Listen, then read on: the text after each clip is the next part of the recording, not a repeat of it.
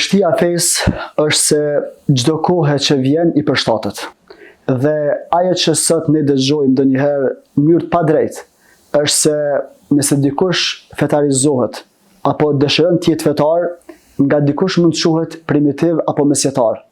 E që as edhe një argument nuk mund ta argumentoj këtë bindje apo qëndrim të disa njerëzve.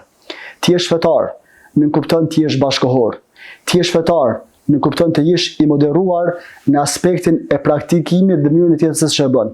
Për këtë arsye, ne sot shohim se edhe në ambientet tona të xhamiave, edhe ku mbajmë ligjërata, kemi xhamat që janë shumë profesional, doktor, arkitekt, mësues, profesor dhe njerëz nga më të ndryshëm, qoftë inxhinierë arkitekt të cilët kanë zgjedhur të jenë njerëz profesionistë në jetën e tyre, por në anën tjetër të jenë edhe fetar, për faktin se të jesh fetar nuk nënkupton të mos i takosh kohës së sotme.